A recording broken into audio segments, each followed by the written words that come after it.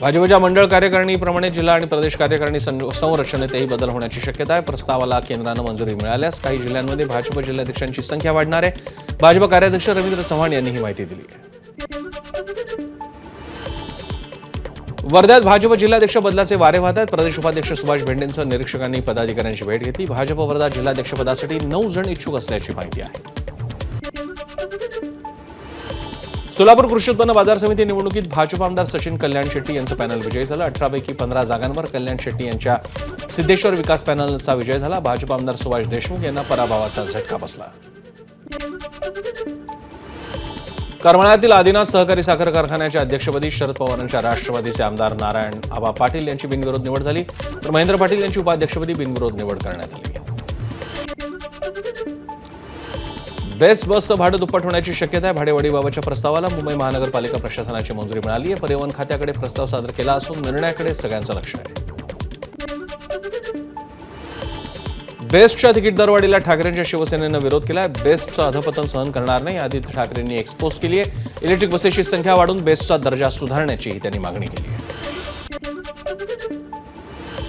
आर्थिक तोटा झाकण्यासाठी बेस्टच्या तिकीट दरवाढीचा निर्णय. युवक काँग्रेसचे मुंबई अध्यक्ष अमोल मातेले यांनी टीका केली आहे. बेस्टचं तिकीट काढताना थेट बँक लोनही मंजूर करायला एखादा काउंटर उघडा. मातेले यांनी उपरोधिक टोले सुद्धा लगावले. एसटी महामंडळाची आर्थिक स्थिती समजून घेण्यासाठी तसंच भविष्यातील नियोजन करता यावं यासाठी एसटी महामंडळाची आर्थिक श्वेतपत्रिका काढा. परिवहन मंत्री प्रताप सरनाईक यांनी निर्देश दिले.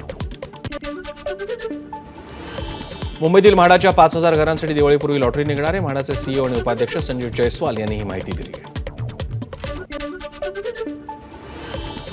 बीडीडी चाळ पुनर्विकासातील काही घरांच्या चावीचं मे महिन्यात वाटप होणार आहे. म्हाडा सीईओ आणि उपाध्यक्ष संजय जयस्वाल यांनी ही माहिती दिली.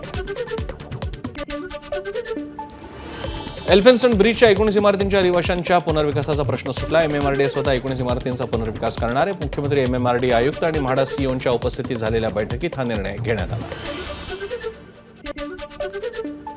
पुण्यातील सिंहगड रस्त्यावर प्रचंड वाहतूक कोंडी पाहायला मिळाली. राजाराम पुलावरून एकेरी वाहतूक सुरू असल्यानं ही वाहतूक कोंडी झाली होती. तहबूर राणाला 12 दिवसांची एनआयए कोठडी सुनावण्यात आली. पटियाला हाऊस कोर्टाचा निर्णय. 18 दिवसांची एनआयए कोठडी संपल्यानंतर राणाला कोर्टात हजर करण्यात आलं होतं.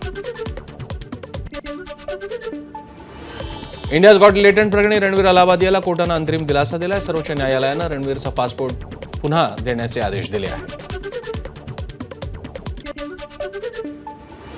सुरक्षेच्या कारणास्तव बडतर्फ पोलीस उपनिरीक्षक रणजित कासलेची हर्सुल कारागृहात रवानगी करण्यात आली. वाल्मिक कराडावर गंभीर आरोप केल्यानं कासले सध्या न्यायालयीन कोठडीत आहे.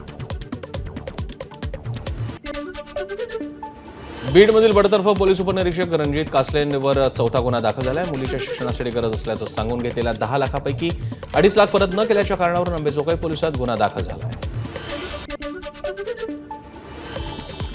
1 मे पासून एटीएम मधून पैसे काढण्याचं शुल्क वाढणार आहे. एटीएम मधून होणाऱ्या प्रत्येक आर्थिक व्यवहारासाठी अतिरिक्त 2 रुपये द्यावे लागणार आहेत. त्यामुळे प्रत्येक अतिरिक्त व्यवहारावर 19 रुपये शुल्क भरावं लागेल. एनसीईआरटीनं 7वीच्या पुस्तकांचा अभ्यासक्रम बदलला. इतिहास आणि भूगोलाच्या पाठ्यपुस्तकांमधून मुघल सल्तनत आणि दिल्ली सल्तनतचे विषय हद्दपार करण्यात आले. पुस्तकांमध्ये आता महाकुंभ आणि सरकारी योजना समाविष्ट करण्यात आल्या आहेत. शिक्षण विभागातील शालार्थ आयडी घोटाळा आणि अपात्र मुख्याध्यापक भरती घोटाळ्याची ईडीकडून दखल घेण्यात आली. गुन्ह्याची प्रत, रिमांडची कॉपी, आरोपीचा जबाब, बँक खात्यांचा तपशील, इतर माहिती ईडीनं पोलिसांकडून मागवली आहे. बांगलादेशीनं बोगस जन्म प्रमाणपत्र दिल्याचं प्रकरण समोर आलंय. खासदार किरीट सोमय्यांनी यवतमाळच्या तहसीलदारांची भेट घेतली. बोगस प्रमाणपत्रांबाबत सोमय्यांकडून तक्रार दाखल करण्यात आली. एबीपी माझा, उघडा डोळे बघा नीट.